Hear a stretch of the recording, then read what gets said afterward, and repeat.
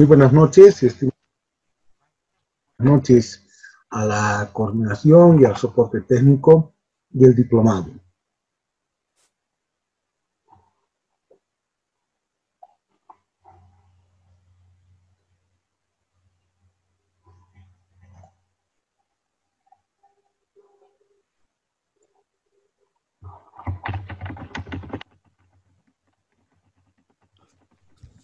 Buenas noches, dicen. ¿Cómo está? Roberto Ayón, ¿no?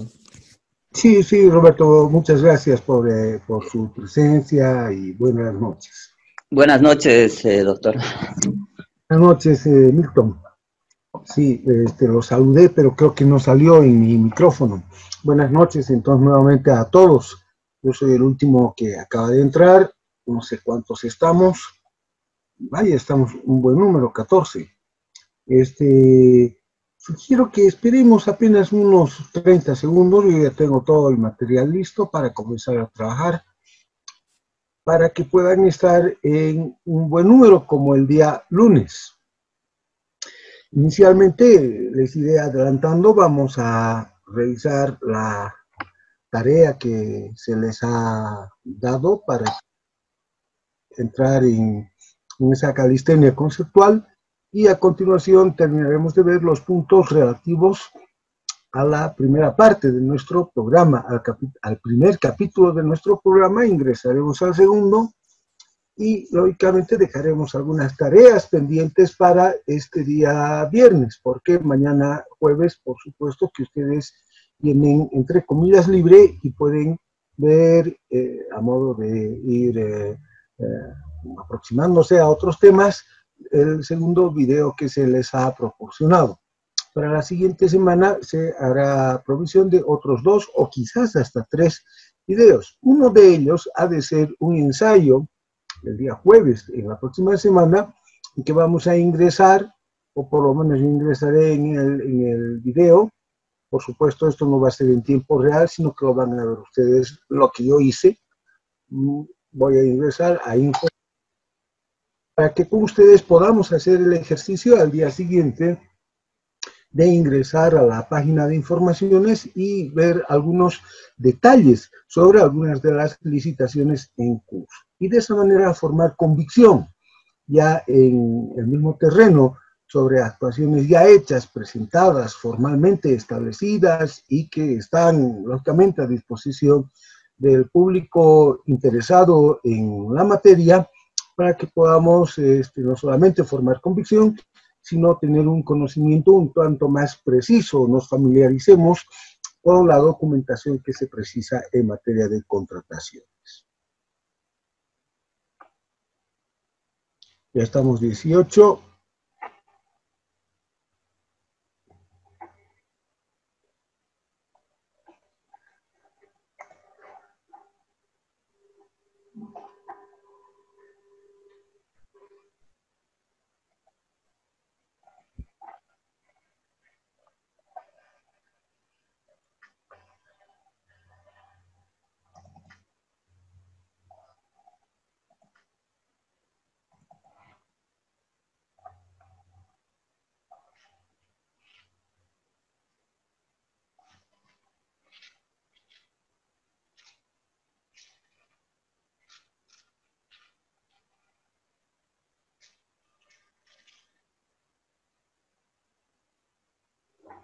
Bien, antes de comenzar me gustaría simplemente tener presente a algunos de nuestros participantes.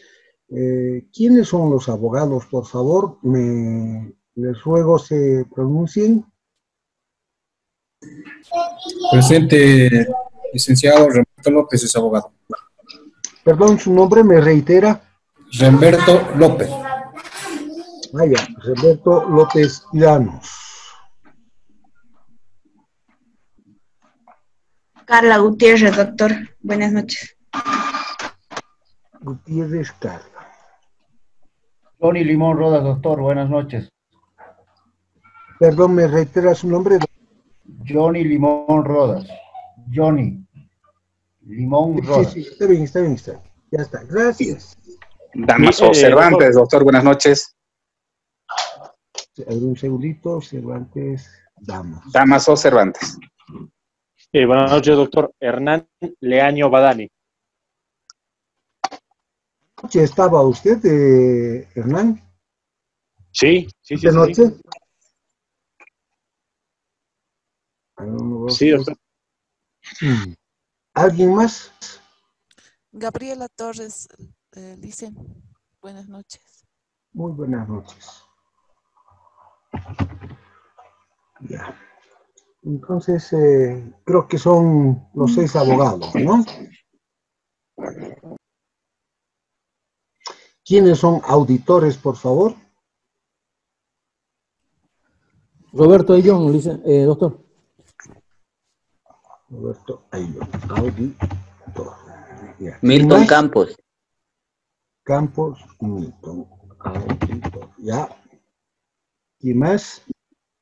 Marcela Chambi Ramírez.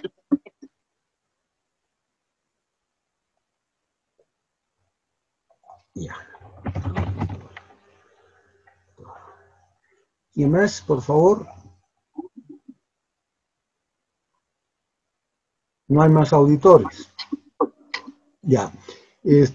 Administradores. Seleni Velarde, doctor.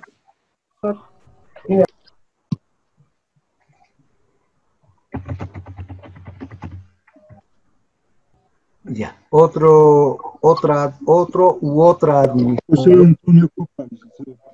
¿Me reitera, por favor, su nombre? José Antonio Copa, administrador de empresas, doctor. Su señal está muy débil, le ruego una vez más. José Antonio Copa, doctor.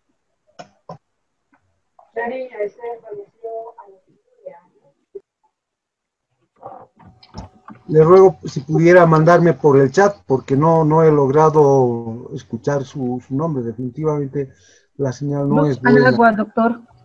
¿Perdón? Luz Anagua. Administradora, ¿no? Sí. Ya. Buenas noches, doctor. Yamil Riveros, administrador también.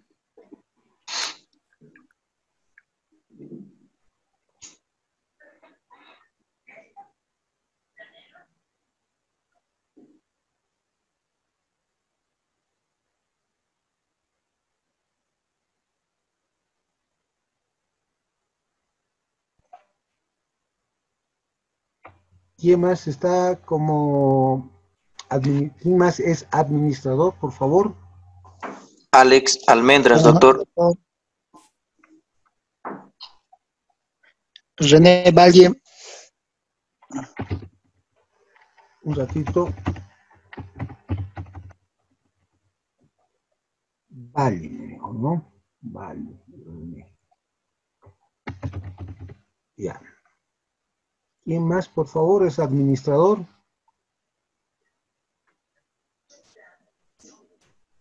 Alex Almendras, doctor. Sí, ya lo anoté. Ya. Karina Pamela, ¿qué profesión tiene usted? Soy ingeniera comercial, doctor. Buenas noches. Buenas noches. Ingeniera comercial. Guara Judith, ¿qué profesión tiene usted? ¿No está Guara Judith? Bien, señor, el apoyo, ¿cómo es el apoyo técnico? Bueno, a Karen le voy a pedir, que quizás ya está presente, que consigne la inasistencia de Guara Judith. Wilder, ¿qué profesión tiene usted? Buenas noches, doctor. Sí, soy economista. Ya.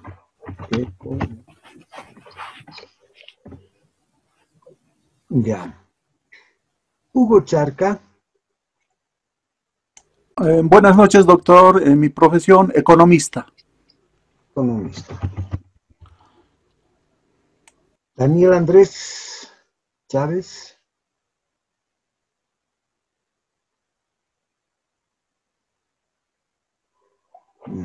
No presente.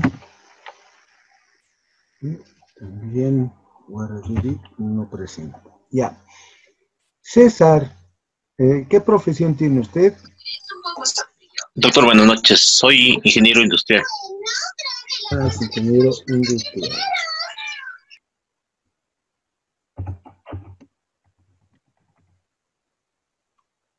Verónica Tania.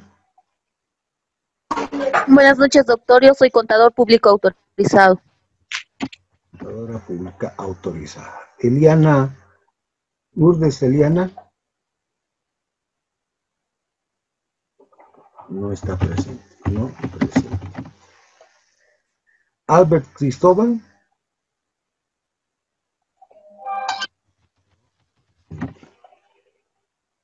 José Antonio Copa Aguilar. Creo que fue usted el que me habló hace un momento, ¿no? Sí, doctor, por favor.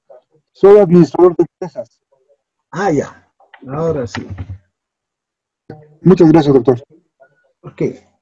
Naida, por favor, su profesión. No está Naida.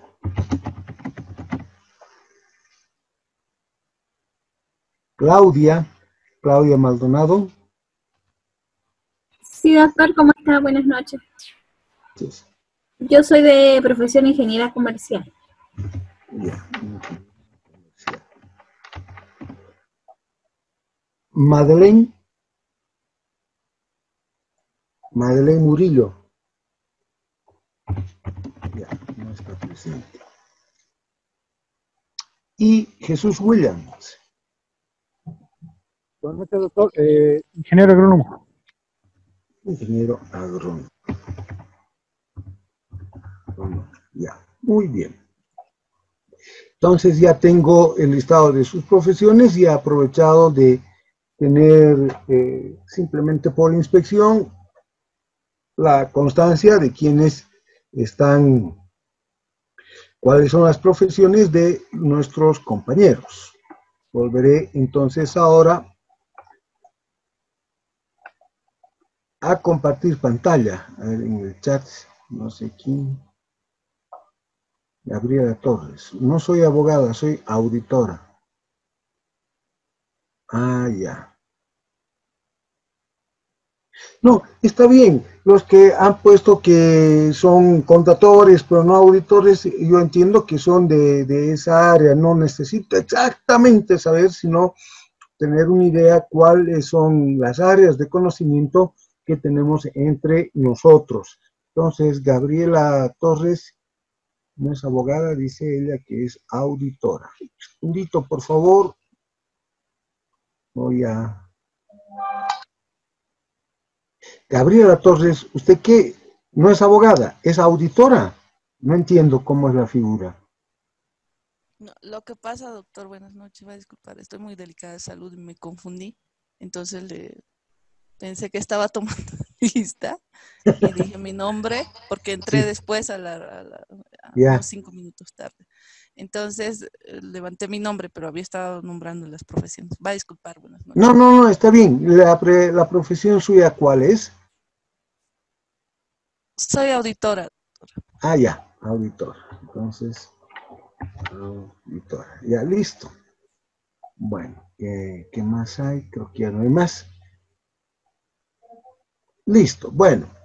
Entonces, creo que eso es todo.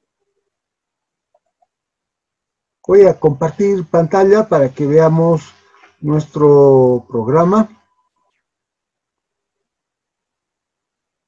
A partir de este momento, estimados diplomantes, entonces ya saben que tienen ustedes que hacer su mapa conceptual, ¿no? Entonces, para la clase presencial virtual u online del día miércoles, esta segunda es a partir de este momento. Cuidado que estén haciendo un mapa conceptual de las profesiones, porque eso obviamente no tiene razón de ser.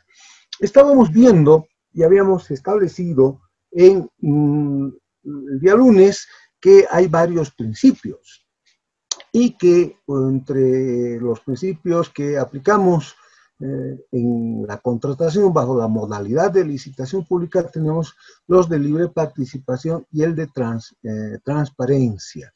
Se les había indicado, sin embargo, se les había sugerido que hagan alguna tarea de investigación. ¿En qué consistía esa tarea de investigación? ¿Me pueden dar, por favor, la pauta? Claro que sí, doctor. Inicialmente nos determinaba definir o decidir si todos los contratos tienen que ser notariados. Ya.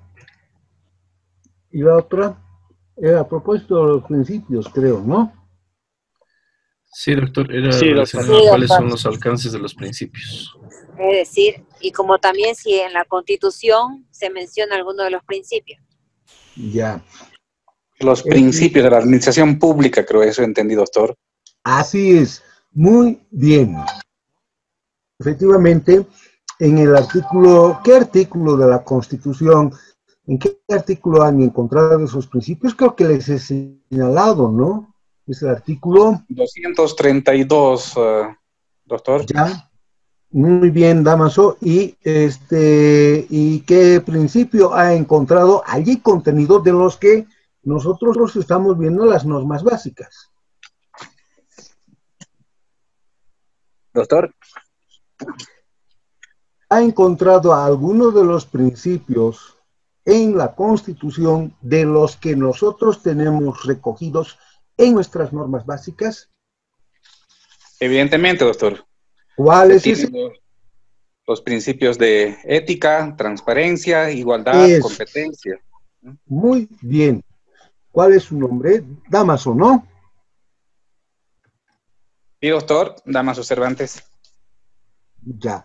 ¿Me va a hacer recuerdo, Damaso, por favor, o me va a mandar a WhatsApp alguna al final del curso para hacerme notar su participación? Gracias. Efectivamente, Gracias, entre los principios que encontramos en la Constitución, porque son 17 principios, vamos a encontrar algunos que están recogidos en las normas básicas. Justamente ética, transparencia y tal. Vayamos a verlos, estos principios.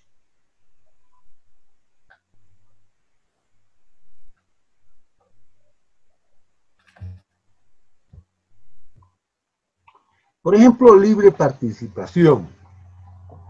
Dice, las contrataciones estatales deben permitir la libre participación, pero lo más importante es esto, y la más amplia concurrencia de proponentes.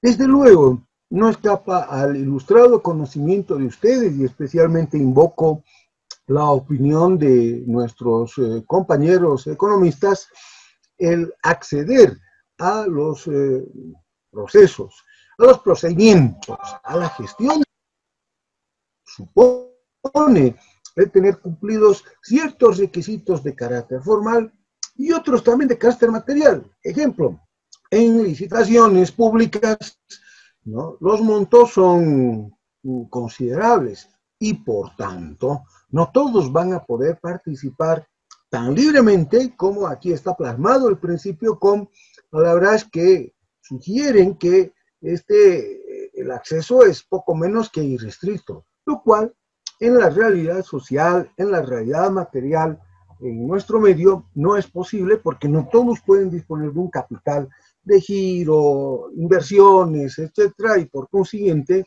hay una barrera de entrada a una parte de mercado de los oferentes, de aquellos que puedan hacer o formular proposiciones al Estado.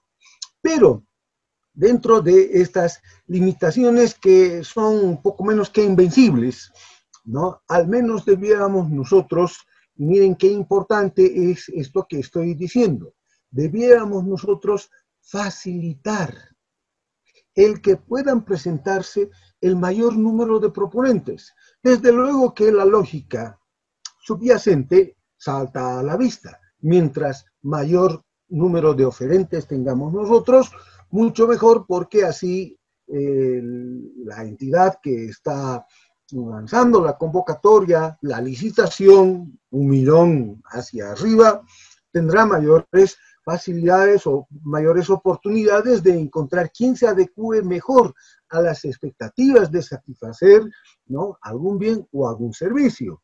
Entonces, es una obviedad el afirmar que la libre participación está en directa relación justamente con las facilidades que vengamos nosotros a proponer desde los mismos requerimientos que incluso están recogidos en el documento base de contratación, etc. Yo calculo, hasta materia de un cierto debate, que dadas las dificultades que se van a presentar en la agenda económica en los próximos meses y especialmente el próximo año 2021, ha de ser un año muy difícil para todos, vamos a readecuarnos, no es que colapsaremos como han colapsado el Hospital Obrero, pero si bien las dificultades van a ser no solamente serias, sino en más de algún caso graves, al menos hay señales, ¿no?, que mucha gente está preparándose para un nuevo escenario.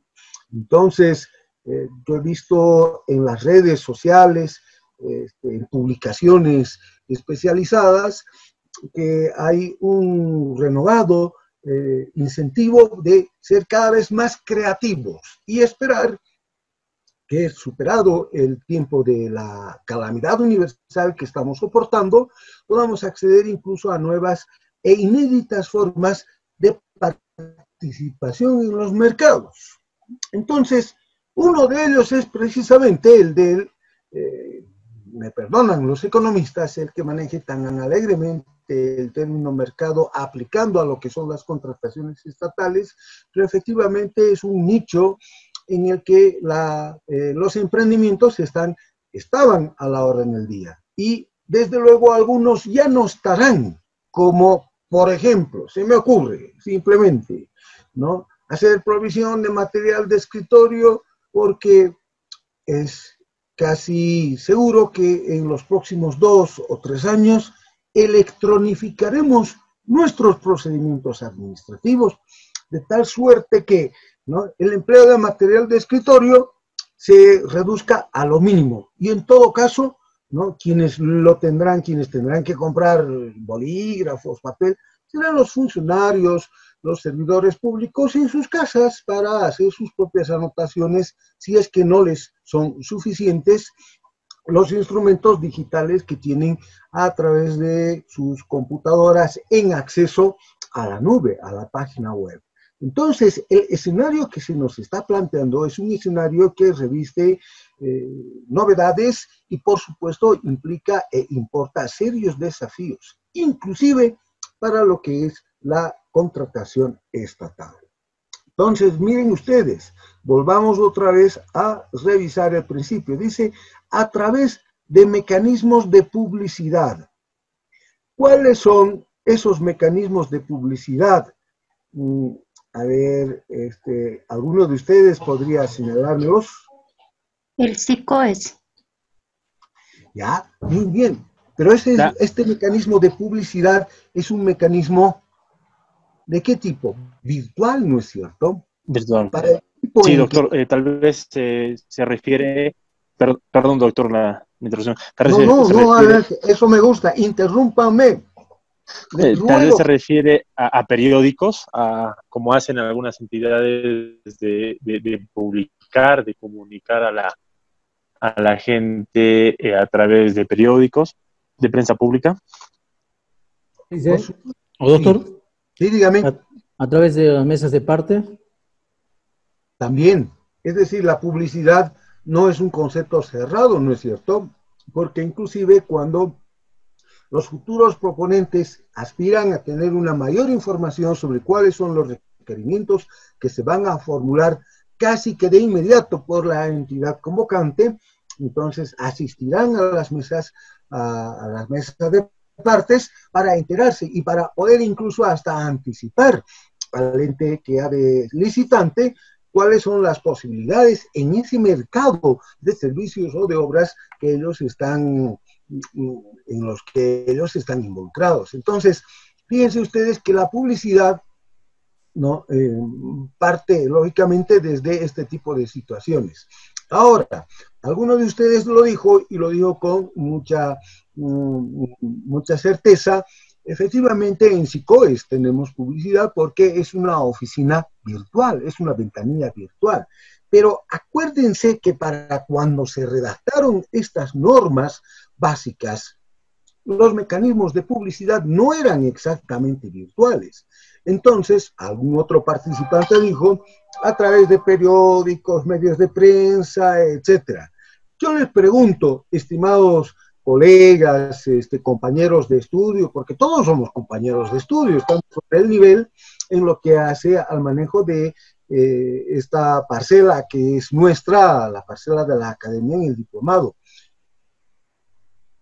¿Compran periódico todos los días? Hernán Leaño, ¿compra usted periódico todos los días? La empresa donde trabajo, sí. No, yo le pregunto a usted, ¿usted compra? No, yo aprovecho el periódico que compra la empresa, pero no. Los fines de semana compro, ¿no? Vio, los fines de semana. Hace unos 5 o 10 años atrás, ¿compraba usted con mayor frecuencia? Bueno, usted es un hombre joven, quizás vio en su casa, cuando todavía vivía con sus padres. El periódico se compraba casi diariamente, ¿no es verdad? Sí, doctor. Claro, pero hoy en día, ahora, la gente ya no compra periódicos. ¿Significará eso que la gente está desinformada? No creo, doctor. Ahora los periódicos están en las redes sociales. Muy bien, por supuesto que es así. Ese es el cambio que veíamos llegar, pero no lo habíamos tenido tan presente hasta que tuvo que llegar el coronavirus y resignarnos a estar confinados en nuestras casas y a enterarnos de una buena vez de cómo va la marcha del mundo, cómo está el mundo de afuera. Entonces, los que todavía no se habían enterado que el presente ya o el futuro ya había llegado, ¿no? Tuvimos que, bueno, pasar por estas circunstancias tan duras para advertir que el siglo XXI finalmente había arribado entre nosotros. No porque seamos un país subdesarrollado del tercer mundo. Había gente en Europa que seguía razonando en siglo XX y no se había acomodado a ese nuevo escenario. Esa es una de las tesis que, bueno, yo participo en varios grupos de debate y uno de ellos tiene un carácter filosófico-político, y entonces yo sustento firmemente la tesis que el siglo XXI recién está llegando justamente con la pandemia, o mejor aún, después de la pandemia recién se abrirá el siglo XXI. Todavía hemos vivido hasta el siglo XX, hasta meses anteriores. Bien. Doctor, entonces, perdón. Sí, dígame. Gracias, doctor, perdón, le interrumpa. Evidentemente hay una digitalización de la información, ¿no? Que viene acompañando también con las TICs, ¿no? Las tecnologías de información y comunicación, que también están evolucionando los procesos de aprendizaje y acompañando con sus diferentes herramientas. Estadísticamente también se ha considerado de que hubo una disminución en la compra física del periódico y ahora las personas pues tienden a la digitalización del periódico, ¿no? Y acceder a través de ellos, ¿no, doctor? Así es. Ese es el salto, ese es el nuevo mundo en el que estamos. Y les cuento que hasta hace unos 10 años atrás, yo soy también docente de la Escuela de Gestión Pública Plurinacional, la EGPP. Entonces, lo primero que yo hacía hace unos 10 o 12 años atrás, bueno, yo soy docente desde 1805. Entonces, les decía, tienen que tener su correo electrónico. Y me acuerdo que en ese entonces, hace unos 12, 15 años atrás, inclusive, estoy hablando de principios de la década pasada, en el primer lustro de la década pasada, una abogada se molestó y fue a quejarse al mismo directorio y le dijo: yo he venido a aprender derecho administrativo, no he venido a aprender computación. Entonces, esa manera de ver las cosas, es decir, con el cristal del sé, pues de los años 70, de los años 80. En los años 80 había una música muy bonita cuando yo todavía era joven y casi bello, pero ya pasó eso, ya terminó. Entonces tenemos que adecuarnos, lógicamente, a las nuevas circunstancias que vamos a vivir. Si no nos adecuamos, entonces estamos quizás por demás en un mundo que es cada vez más altamente exigente y competitivo. Uno de los puntos que va a entrar en el examen ha de ser precisamente el que veamos eventuales procedimientos que hoy por hoy siguen siendo todavía escritos, ¿no? Para que los tengamos que asumir como que en un futuro casi inmediato, ¿no? Tendrán que ser virtualizados, tendrán que ser digitalizados. Es lo que se llama en el derecho administrativo la electronificación de los procedimientos administrativos. Y les cuento que este no es un sueño, ni mucho menos, porque ya estaba previsto en la Unión Europea que así ocurra para el año 2024. Todos los procedimientos administrativos tenían que estar electronificados. Y en nuestro país, sorprendentemente y de muy buena manera, se previó lo mismo. Entonces yo me quedaba muchas veces admirado de la anticipación que algunos de nuestros jóvenes profesionales tenían. Los de mi tiempo lamentablemente han preferido jubilarse antes que ver un mundo tan horroroso como ese en el que tengan que estar comunicando con la nube, en lugar de hacer un trámite físico, subir escaleras, presentar documentos, memoriales, etc. Entonces, ese es el escenario en el que vamos a tener que encontrarnos. Y justamente, volviendo a lo nuestro, a través de estos mecanismos de publicidad, hasta hace 5 años, si alguien quería vender un automóvil, se dirigía, ¿no es cierto, Johnny Limón, a un periódico y ponía en el oro de oro? Hoy en día... Correcto, doctor, era en el periódico, ¿no? Hoy en día es en el Facebook, es más fácil. Así es. Hasta para encontrar pareja, ¿no es cierto? Voy a poner mi...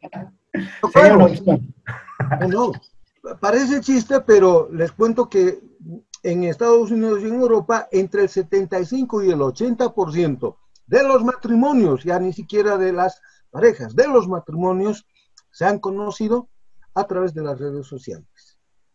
Bueno, entonces, ese es el escenario que nos tocó vivir. Voy a poner, creo que mi computadora no está conectada, a ver un segundito. Es que me he venido al... Aquí está. Me he venido a mi escritorio.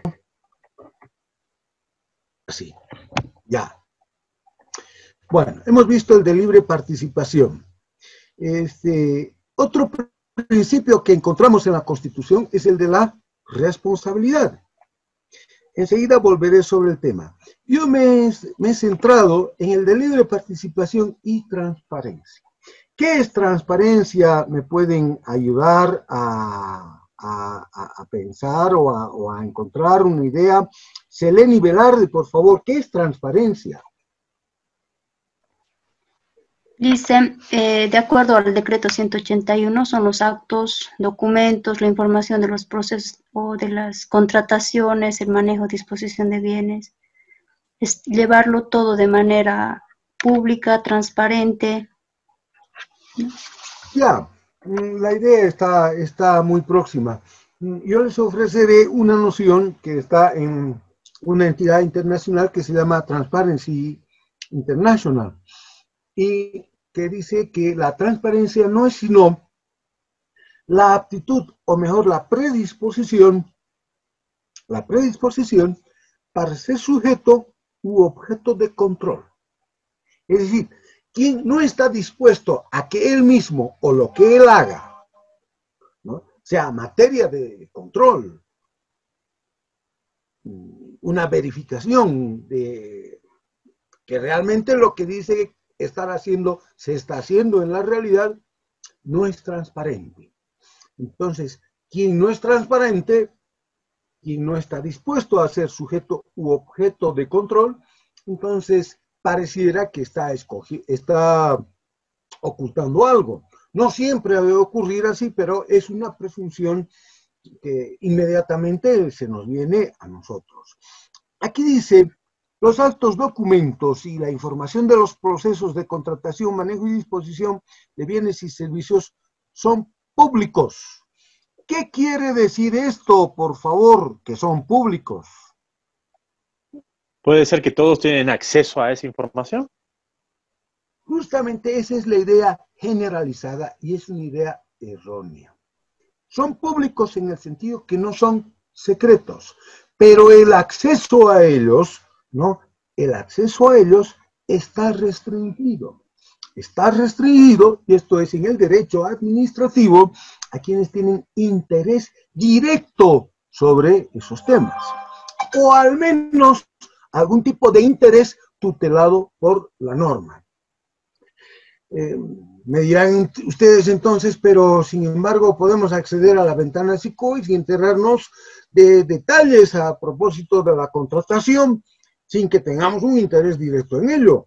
Incluso usted está anticipando que vamos a revisar en la ventanilla SICOES más de algún proceso o procedimientos, como usted los llama, gestiones de contratación.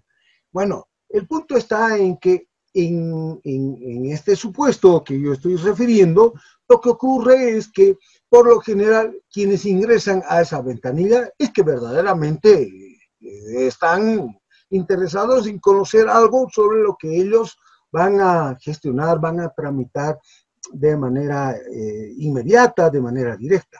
Entonces, la idea es que el expediente administrativo, y es a eso a lo que quería llegar, es un expediente de acceso que debe estar restringido a quienes están directamente involucrados en dicha gestión.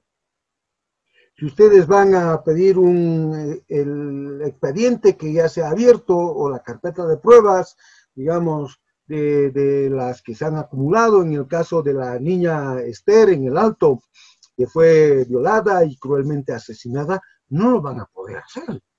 ¿Por qué? Porque ustedes ni son parte, ni son abogados. ¿Cuál es el interés que puedan tener? Satisfacer una curiosidad, quizás lindante hasta en la morbosidad, no les van a aceptar. Pero sin embargo la gente tiende a suponer que el expediente administrativo, ¿no?, es de acceso irrestricto a todos, cuando la verdad de la milanesa es que los expedientes administrativos también pueden contener información sensible y que no puede ser de acceso, ¿no?, a todo el que está cruzando la calle, sino de aquellos que, les reitero por 59ª vez, no tengan un interés directo, estén involucrados en la gestión, en el trámite administrativo que se está llevando a cabo. Entonces, eso es transparencia. Ahora, ¿por qué yo he elegido? Porque podría haber leído también el principio de responsabilidad y subirme en un mar de temas de discusión y de análisis con ustedes, que los veo muy predispuestos, y me alegra enormemente que tengan ese deseo e interés. No han venido únicamente para tener un cartoncito y colocarlo en su living, sino que quieren saber y formar destrezas y habilidades conceptuales. Pero resulta que el tema de la responsabilidad es un tema, es un capítulo entero en el derecho administrativo, y ahí hay para hablar, ¿no?, durante toda una gestión académica. He elegido transparencia porque en estos días, en estas semanas, en estos meses, ha sido uno de los temas más recurrentemente tocados, porque precisamente una de estas licitaciones o una de estas contrataciones en las que habían montos incluso considerables, que eran urgentes de las necesidades de ser atendidas, sucedieron cosas en extremo irregulares, etcétera, y ustedes saben muy bien cuáles han sido. Se ha abierto todo un debate con connotaciones políticas a las que yo no voy a entrar, pero que de todas maneras están poniendo evidencia que nuestros mecanismos de transparencia, es decir, ¿no?, la posibilidad de ejercitar un control efectivo sobre lo que se va a contratar, todavía requieren, ¿no?, de algún perfeccionamiento, de algún acotamiento porque no son suficientes. Si fueran suficientes, no se hubiera presentado la figura esta, o por lo menos no hubiese estado tan facilitada como en estos últimos días. Bien, hay aquí, entre los principios, 3, los estoy marcando, que creo que pueden ser muy útiles, por lo menos hacer una referencia. Invito a algunos de los administradores a que nos comente sobre lo que es la eficacia, la eficiencia. Ay, no, que me estoy equivocando. Eficacia, eficiencia y economía. Ahora sí, sobre estos 3. Economía, eficacia y eficiencia. Uno de nuestros administradores, por favor, para comenzar, ¿qué es eficacia? ¿Qué es eficiencia?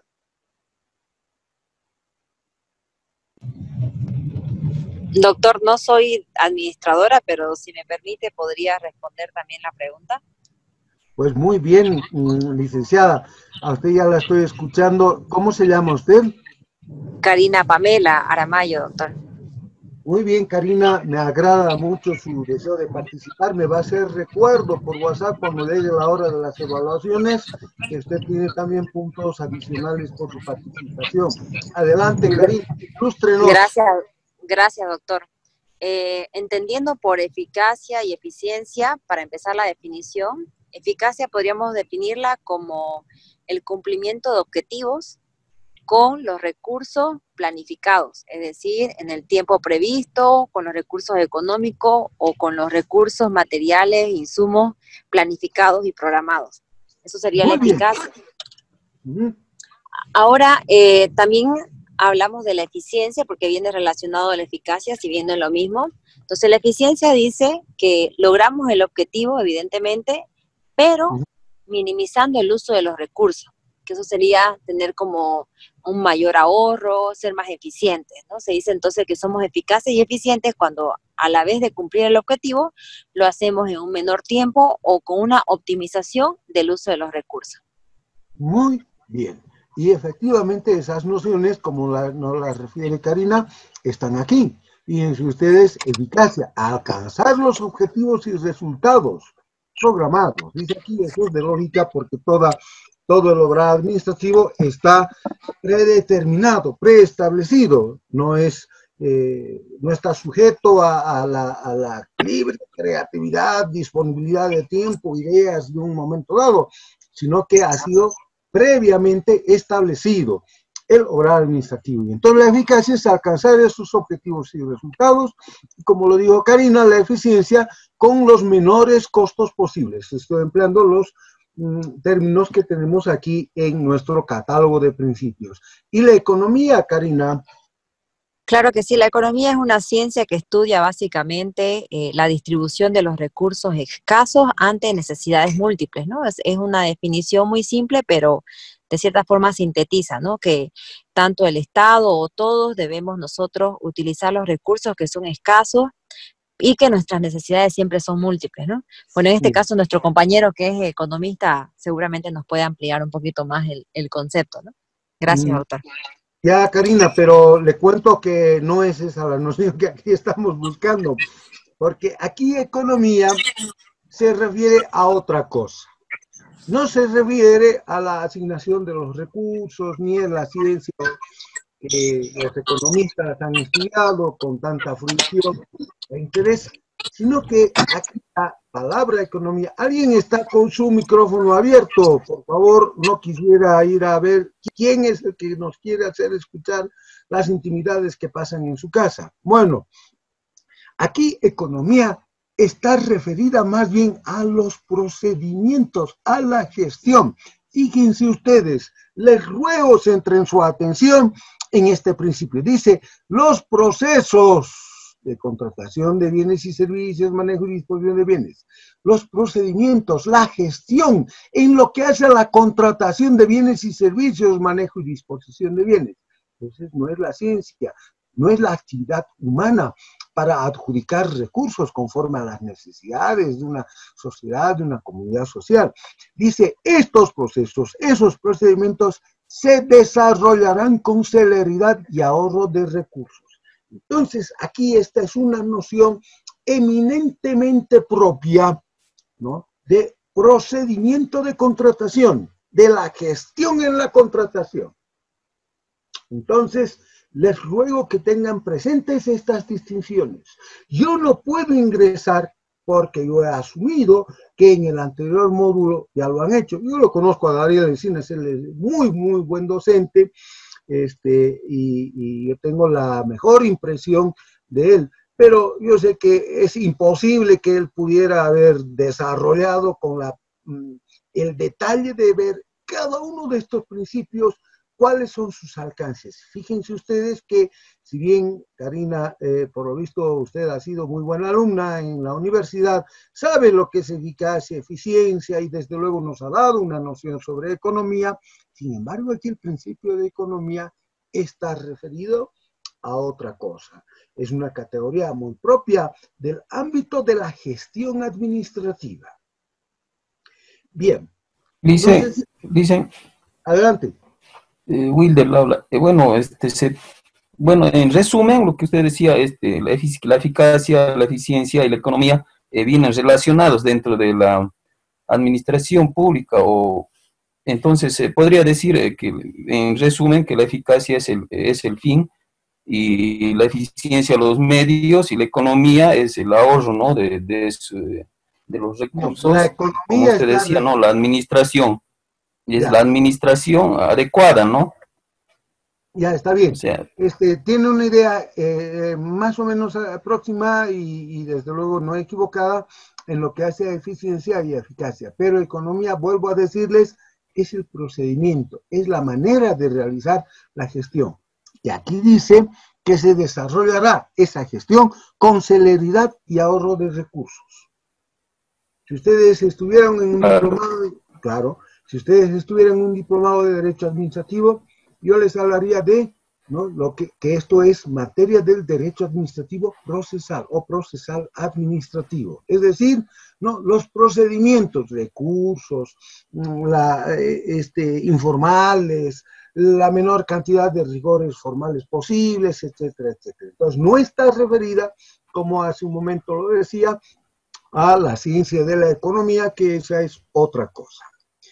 Bien, entonces ya hemos visto los principios, ¿no? Y los más importantes, aquellos que desde la perspectiva de lo que en la licitación pública nosotros podemos señalar. Me gustaría ingresar rápidamente a ver lo que son nuestras abreviaturas. Y las que más nos interesan, porque las otras ya las conocen ustedes, ¿no? Por ejemplo, AMPE, el Apoyo Nacional a la Producción y Empleo, el CUSE, ¿no?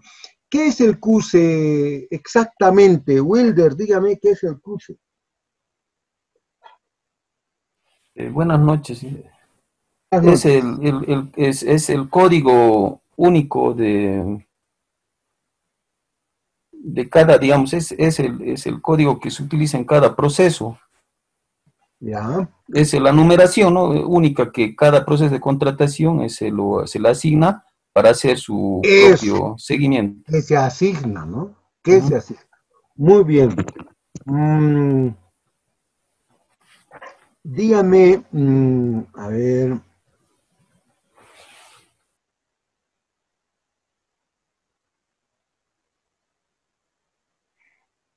¿Qué es una empresa pública nacional estratégica? ¿Por qué lo de estratégico?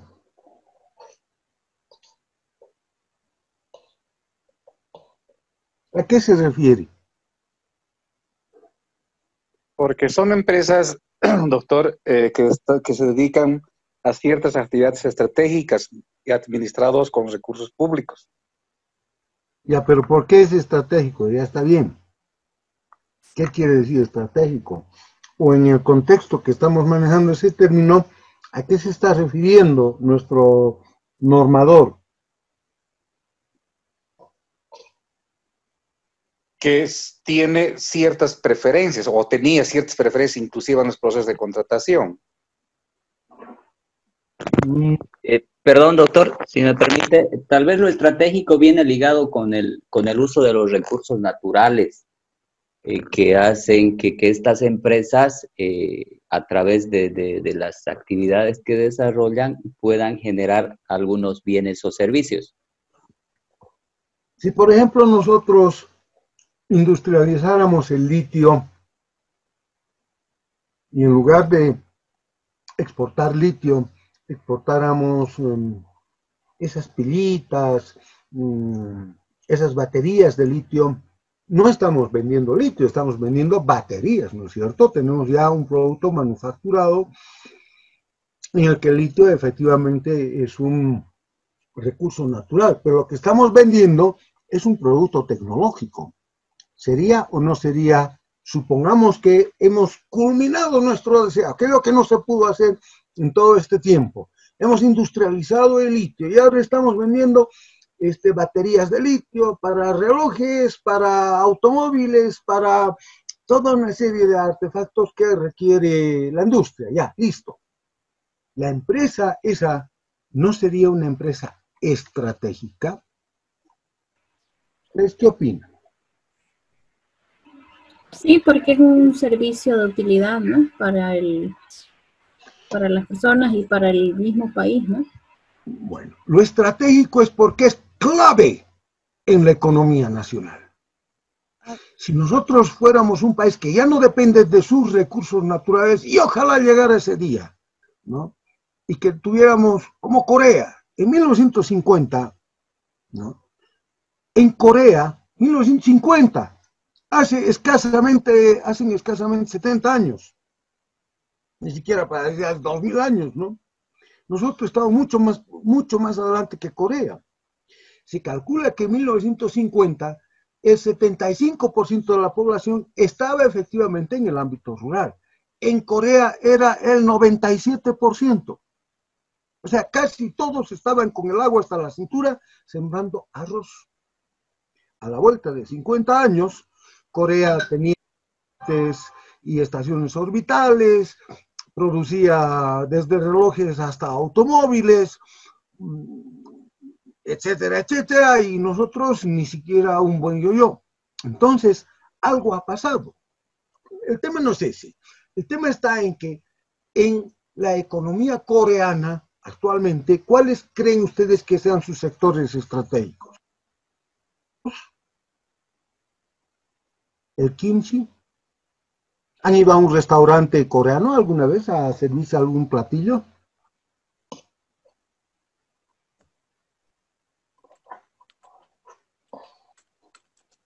Porque en la comida coreana, ¿qué es lo primero que uno tiene que pedir? Kimchi, es una... Claro, claro, son los aderezos propios de la comida coreana, ¿no? Que se hacen con coliflor y cosas así. ¿Será la producción de kimchi será algo que es estratégico en la economía coreana? ¿Qué será, por ejemplo, en la economía coreana? ¿Qué será estratégico en la economía coreana? ¿El capital intelectual? Pero como industria, porque miren... Yo creo, doctor, que las tenemos... exportaciones que tiene, ¿no? Las exportaciones de las industrias que tiene, que hace barcos, hace autos, todo. ¡Eso! Actualmente en Corea, las empresas que producen, pero tendrían que ser públicas. En Corea no son públicas, son empresas con socios privados. Pero supongamos que fueran empresas públicas, es decir, aquellas que ha promovido el Estado, entonces aquellas que producen barcos. Corea tiene los mayores astilleros del mundo actualmente. Barcos, automóviles, celulares, señores. También el turismo, dicen. Ya, turismo. Hasta En realidad lo que están haciendo es implementar en tecnología todo ese tipo de actividades que realiza, que usted menciona, se han incrementado justamente por la tecnología que ellos utilizan, y eso es lo que ha cambiado desde hace 50 años. Ellos han crecido mucho en tecnología. Eso. Y entonces ahora tienen otro rubro de actividades que son estratégicas, que son claves para su economía. En la nuestra, todavía, lo dijo uno de nuestros compañeros, ¿no? La actividad o el sector de los recursos naturales. Esa es la clave de nuestro atraso y por qué nos damos de cabeza unos contra otros, porque todavía dependemos de nuestros recursos naturales, que el petróleo, que el gas, que nuestros minerales, etcétera. Y son, por ello, como ellos son el sostén de nuestra economía, son sectores estratégicos en la economía nacional. Si tuviéramos nosotros otro tipo de economía que no sea extractivista, tendríamos, como el caso de Corea, que se me ha ocurrido por ahora decirles, ¿no?, los automóviles, ¿no?, los celulares, etcétera. Entonces, esos sectores claves, la fábrica de celulares, la fábrica de automóviles, siempre y cuando volvamos otra vez a ver nuestras normas, empresa pública nacional estratégica. La calificación de estratégica es una calificación que se hace a través de la norma. Hay un decreto a tiempo de crear las empresas públicas de carácter estratégico que les atribuye ese carácter y que por lo tanto en el régimen de contrataciones, que es lo que aquí nos está interesando, ¿no?, tienen un privilegio, tendrán que ser preferidas estas empresas públicas nacionales estratégicas a otras. Si supongamos estamos en la contratación, ¿no?, que no está tan abierta como una licitación pública, entonces habrá que pensar en el apoyo que vamos a brindar a nuestras empresas públicas nacionales, pero a aquellas que sí tengan el carácter estratégico, que estén así calificadas. Nos podría parecer que BOA, por ejemplo, caramba, es muy estratégica porque dependemos de BOA, o por lo menos hasta que llegó la pandemia, tenía más del 60 y pico % del mercado nacional aeronáutico, ¿no? Pero no es una empresa calificada como estratégica, porque la aviación comercial todavía no es un sector clave en la economía nuestra, ¿no? Entonces, tengamos presentes estas cuestiones. Yo les ruego, ya no son ustedes estudiantes del pregrado, no es simplemente qué es en el examen, ¿no? ¿Qué es EBNE? Empresa Pública Nacional Estratégica, gracias. No, no es ese. El tema es que tengamos una visión ya de conjunto sobre lo que tenemos, ¿no?, frente a nosotros. El desafío de gestionar las licitaciones, y se supone que en esa visión mucho más completa nosotros ya anticipamos cuál es el trasfondo que tenemos dentro de cada una de estas actividades. Programa anual de contrataciones. Cuando vamos a contratar algo, ¿qué precisamos tener? A ver, veamos a algunos de nuestros compañeros. ¿Qué precisamos tener? Licenciada Luz Anagua, ¿qué necesitamos tener? O podemos, se le ocurrió a nuestra MAE que vamos a comprar o vamos a licitar, ¿no?, la provisión de, no sé, pues de un edificio de 5 pisos. Se puede ocurrir de hoy a mañana a la MAE y toda la oficina listos a trabajar en preparar el DBC, o antes tendremos que tener ciertos pasos previos. ¿Qué opina usted, licenciada Anagua? Lo que sucede es que casos se han dado, ¿no?, de que una MAE tiene una idea en un X momento y uno lo tiene que ejecutar. Pero existen evidentemente pasos previos. Uno tiene que hacer la planificación de lo que va a desarrollar en la gestión. Una vez que esto lo tiene planificado, se tiene que presentar al Ministerio de Economía y Finanzas para que éste le apruebe un presupuesto. Una vez que ese presupuesto esté aprobado, tiene que ser disgregado en distintas partidas, en distintas actividades. En pocas palabras, tiene que poner a cada proceso el nombre y el apellido para que éste sea ingresado al PAC. Ahora bien, los procesos que van a ingresar al PAC van a ser los que tienen una cuantía mayor a los 20.000 bolivianos.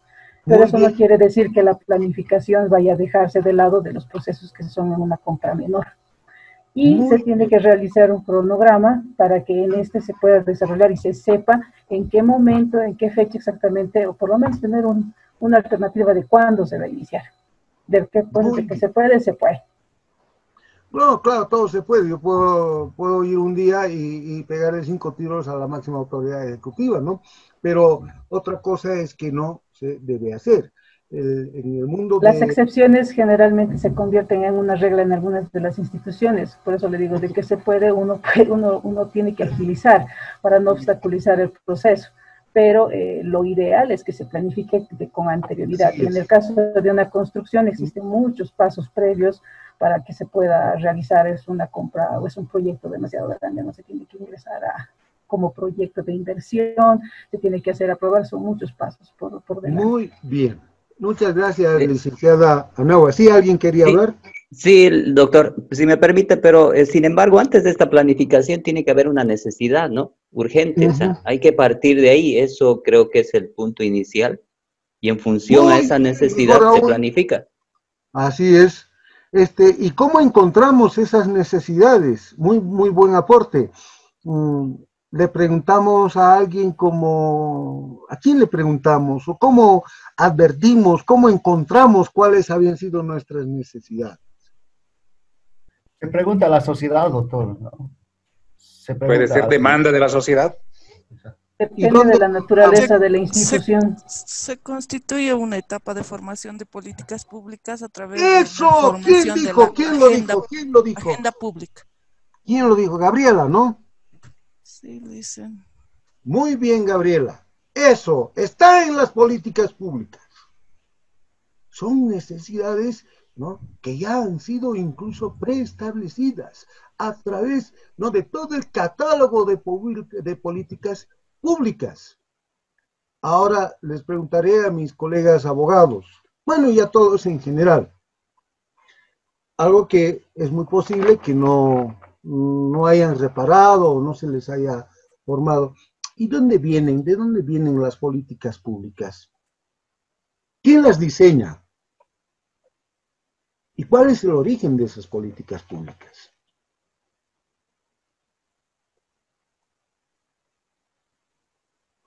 Doctor, de la planificación en base a las políticas que se implementan un gobierno o un Estado, ¿no?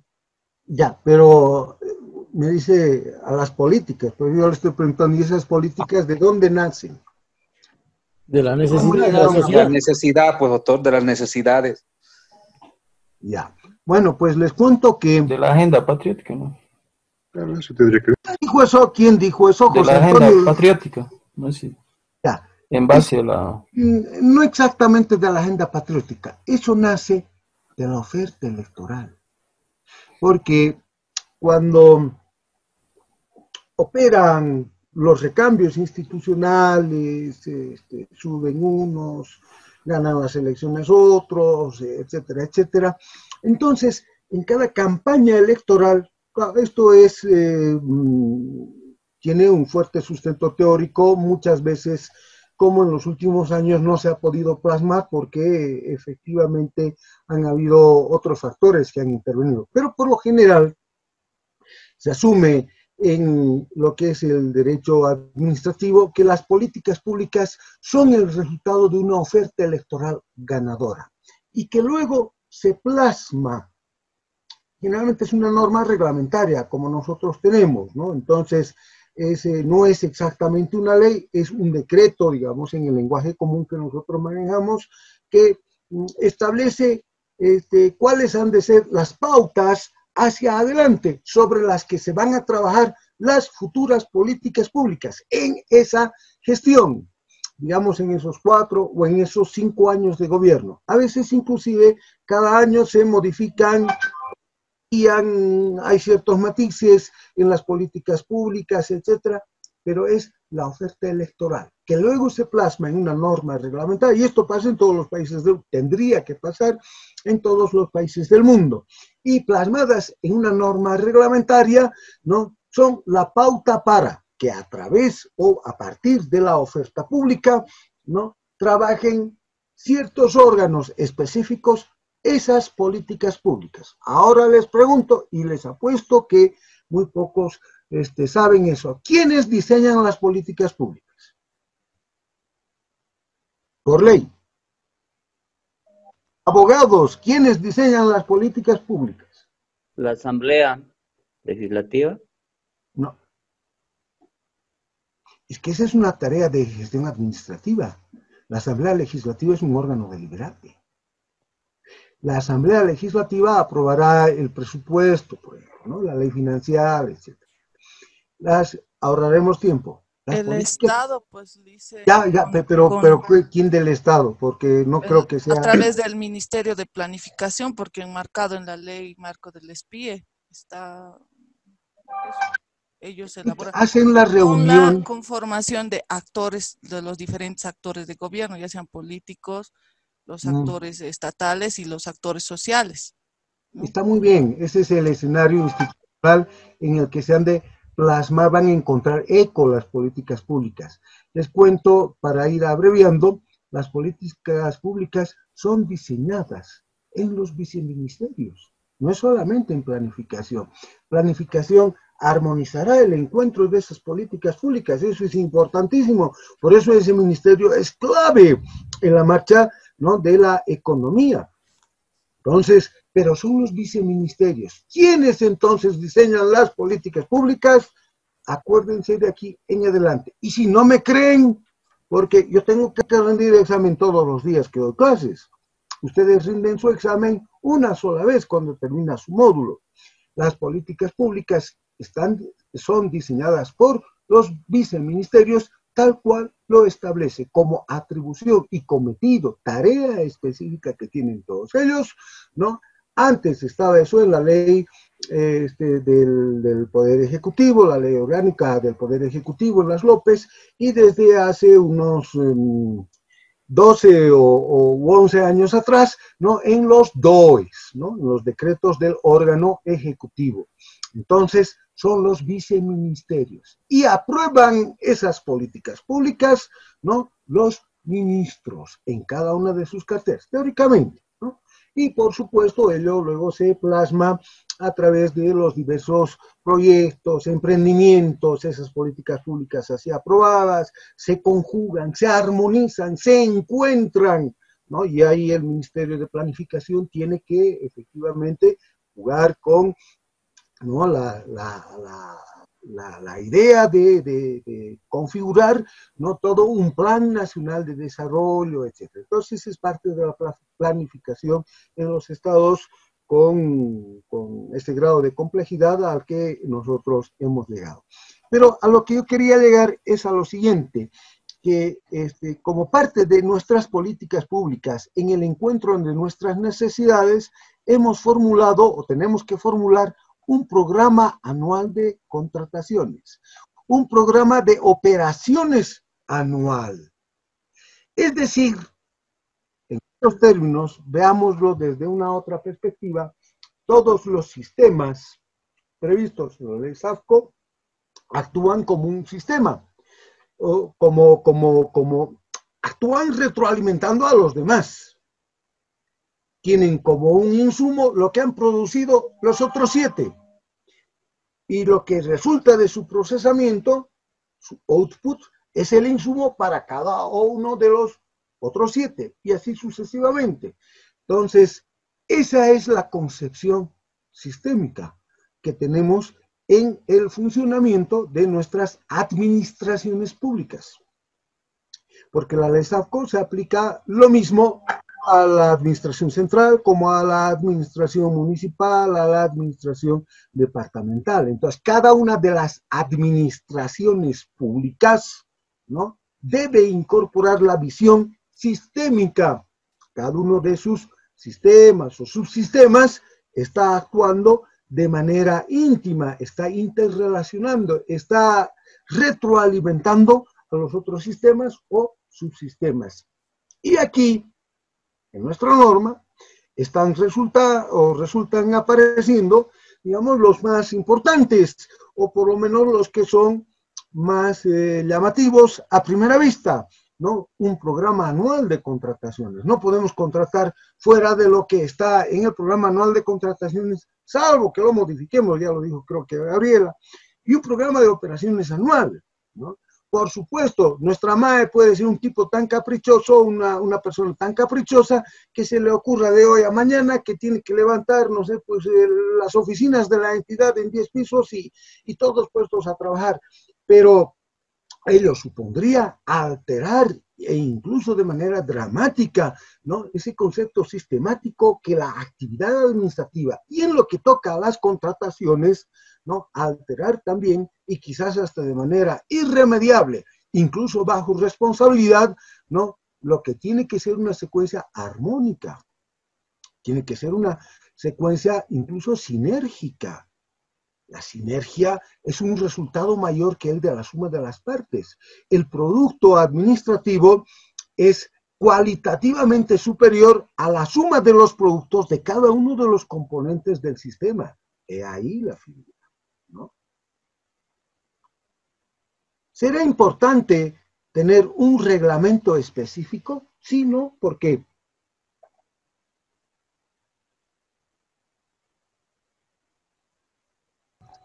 Sí, es importante porque adecua al tipo de organización de la entidad que está en proceso o contratación o qué sé yo.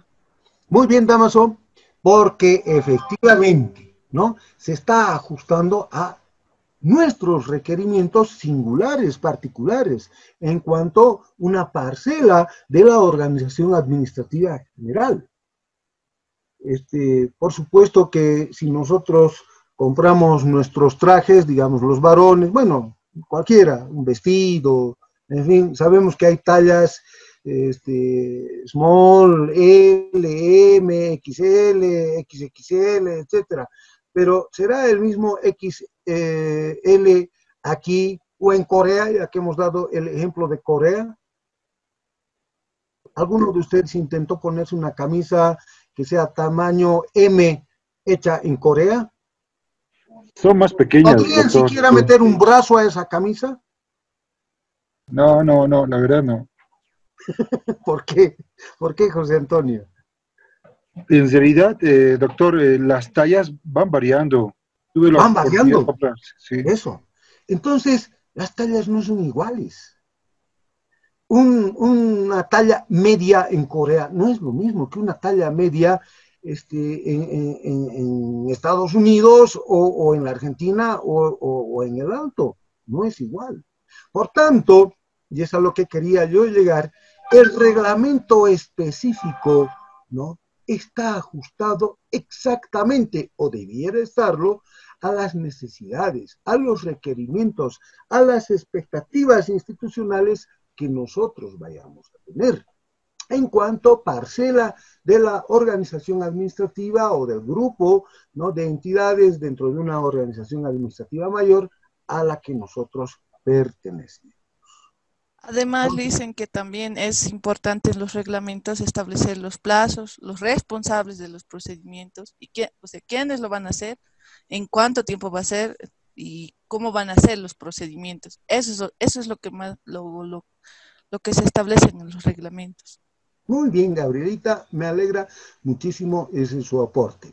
Y eso me lleva a una última pregunta antes de ir a ver un par de cosas. Miren ustedes cómo simplemente comentar hasta nuestras siglas supone que vayamos intercambiando criterios y vayamos ampliando nuestro campo de conocimiento y de acción y de razonamiento sobre el material institucional que estamos manejando, que tenemos entre nuestras manos.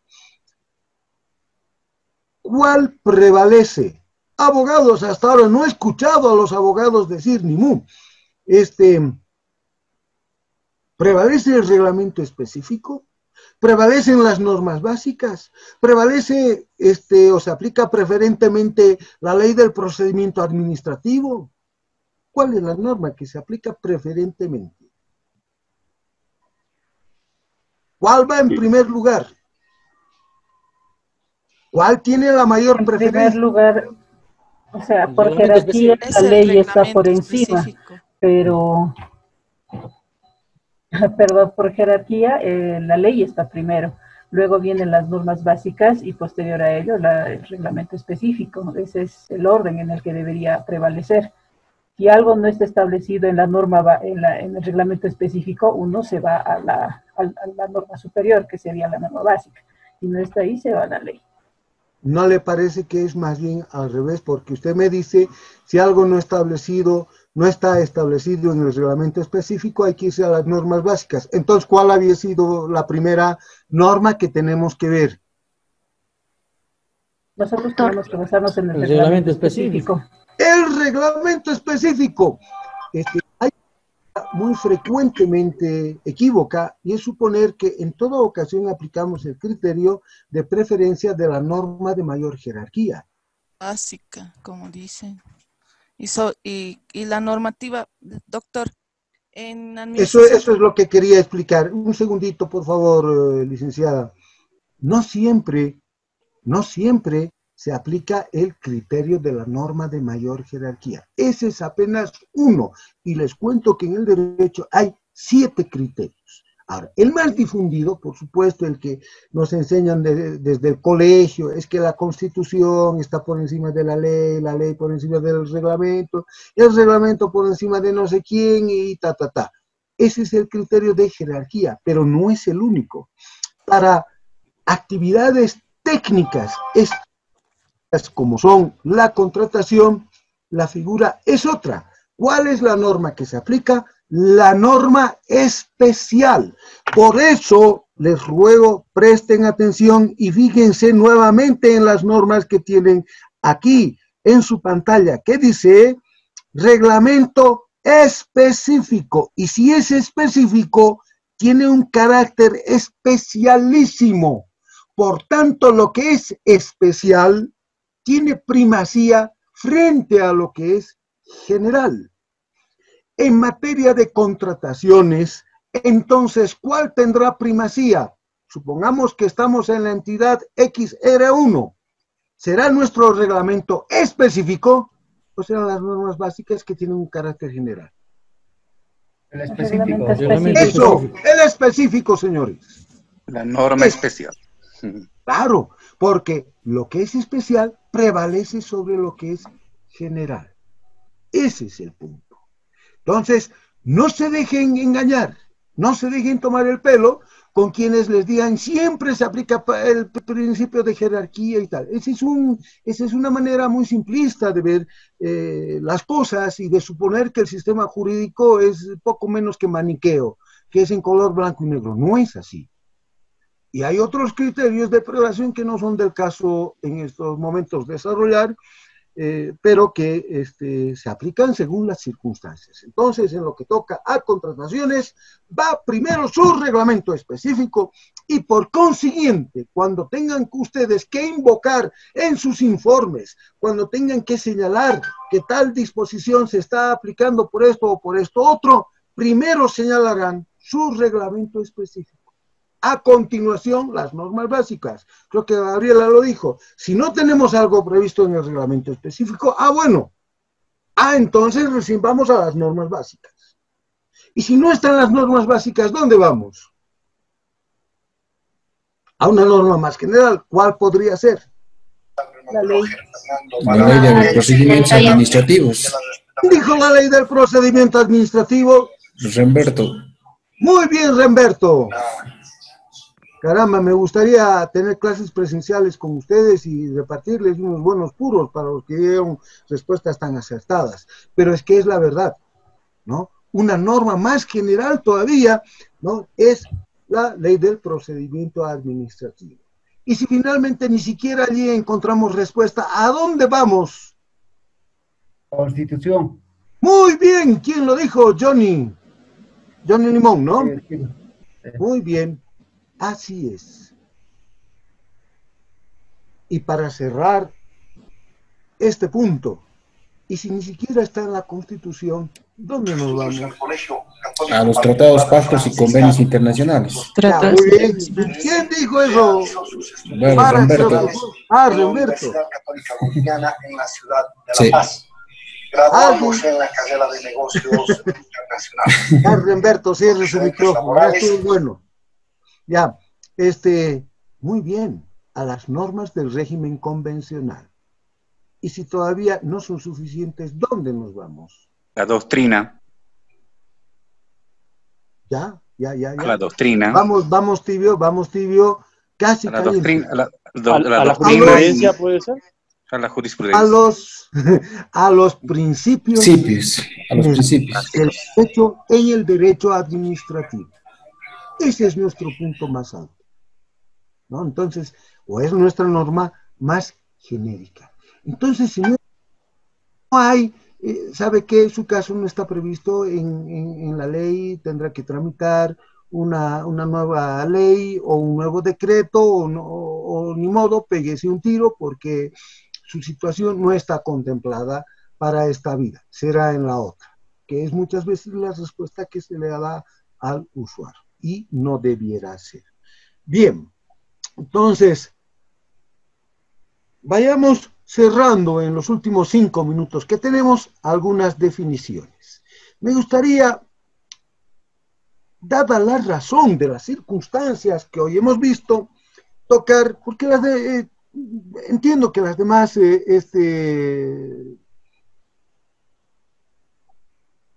las demás siglas no revisten mayor dificultad en su entendimiento. Lo mismo pasa en las definiciones. No creo que valga la pena que les pregunte qué es un alimento fresco, ¿no? O sea, está demasiado obvio. ¿Qué son los bienes? Me quisiera detener, bueno, ya hemos visto lo que el CUSE, concesión administrativa, eso es un tema de derecho administrativo, incluso de derecho administrativo regulatorio, así que nos perderíamos fácilmente unas 2 horas, por lo menos hablando de ello, ¿no?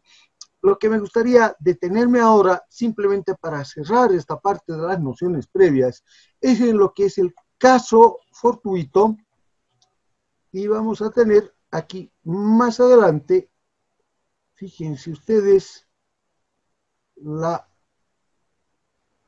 fuerza mayor. ¿Qué es el caso fortuito? ¿Alguien me puede ilustrar, por favor?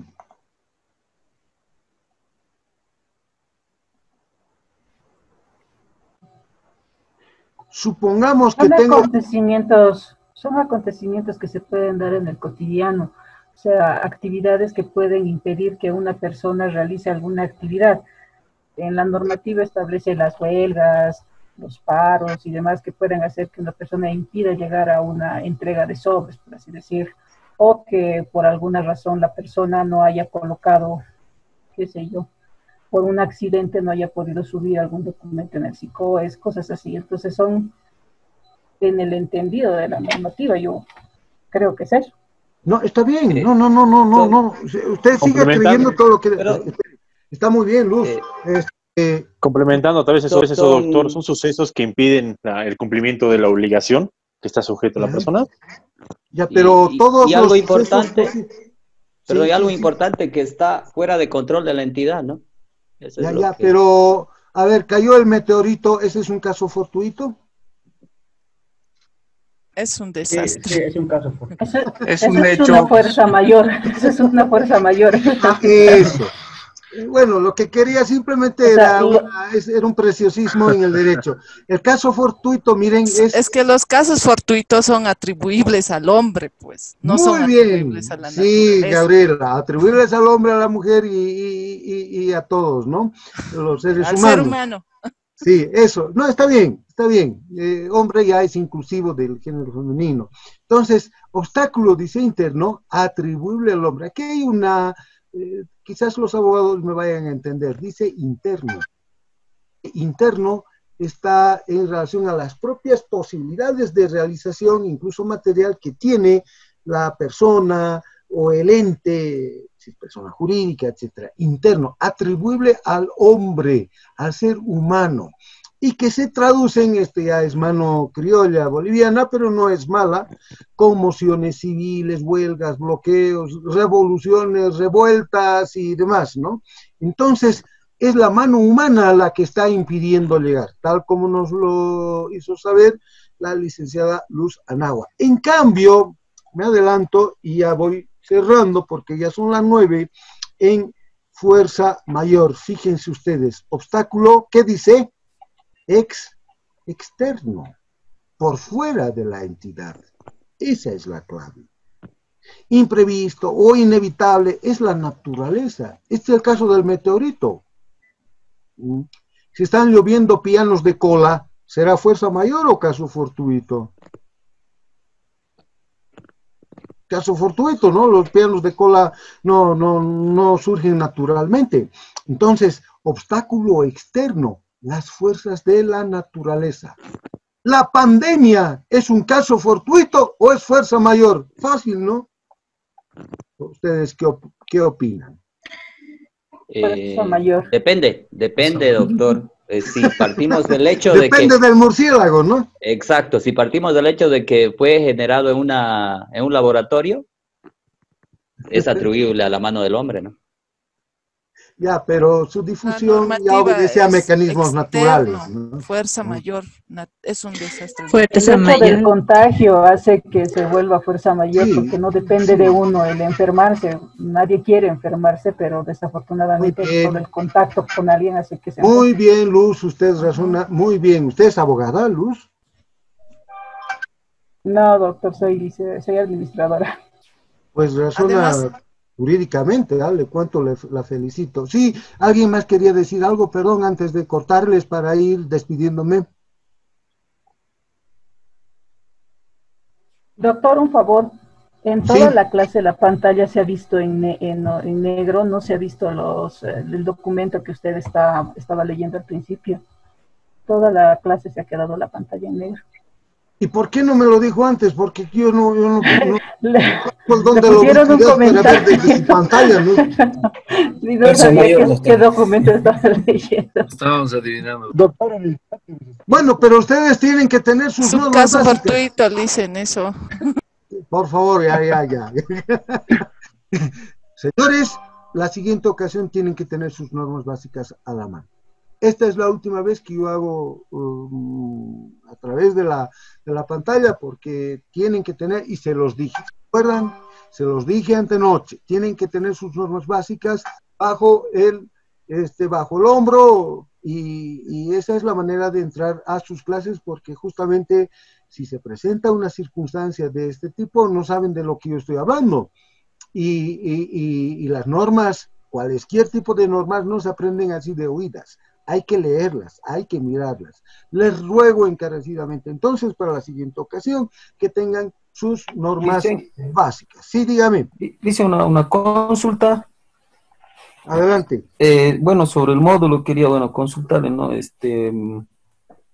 Evidentemente estamos hablando de manera, interpretando algunos conceptos dentro del decreto 181, dentro de la Constitución, y varios aspectos que son más, yo lo tomo, que son interpretaciones que lo hacen y que lo conocen más los que son abogados o que tienen alguna relación con el derecho, ¿no? Y, no sé si en este módulo nosotros vamos a ver el proceso en sí, eso es, o sea, cómo se hace, cómo es el proceso de una licitación pública. Esto lo quiero decir, si se va a ver de manera específica, o sea, cómo se prepara, cómo se formaliza, cómo se evalúa, cómo se hace la suscripción dentro del ciclo del proceso administrativo, ¿no? Sí, está muy bien, porque justamente eso es lo que, a ver, fijémonos, mire, ¿se ve ahora el programa? Sí. Ya, bueno, fíjese usted, mire, ya hemos visto los aspectos generales de la contratación estatal. Este viernes vamos a ver los métodos de evaluación, que es rápido, eso se lo ve de manera poco menos que puntual. Valga la pena decirles, vayan revisando en qué consisten estos métodos, cómo se establecen, qué es lo que se quiere, porque cada uno de ellos tiene su especificidad. Fíjense ustedes cómo ingresamos luego a las garantías. Este viernes vamos a ver las garantías. Y mire, como usted, Wilder, ya lo está pidiendo, las principales actividades previas. Tenemos que ver esto. Y tenemos que ver cuáles son los montos involucrados. Para esto ya estaremos el día lunes.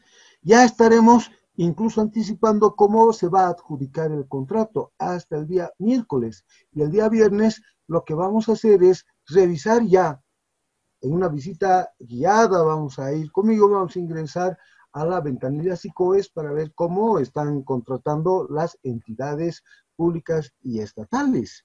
Entonces, esa es su preocupación, por supuesto que es válida.